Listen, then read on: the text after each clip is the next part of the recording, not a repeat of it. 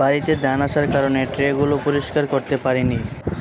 দুদিনের বৃষ্টিতে ময়লাগুলো ভিজে খুব নোংরা গন্ধ আসছিল, তাই আজ ট্রেগুলো পরিষ্কার করার ইচ্ছা করলাম। খুবই বাজে একটা অবস্থা হয়ে গিয়েছে ট্রেগুলো, প্রচণ্ড খারাপ লাগছিল এগুলো থেকে, কারণ কবুতরগুলো তো এগুলোর জন্য অনেক কষ্ট করছে।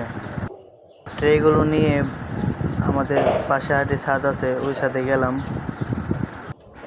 ওই ছাদে যে পাইপটা ছিল ওই পাইপটা ছেড়ে আগে হাতগুলো ধুয়ে নিলাম।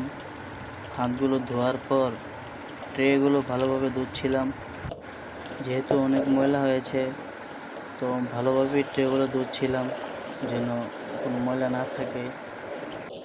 তো ট্রেগুলো ভালোভাবে ধোয়ার পর আমাদের ছাদটাও ভালোভাবে পরিষ্কার করলাম, যেহেতু ট্রের ময়লাগুলোর সাথে পড়েছে।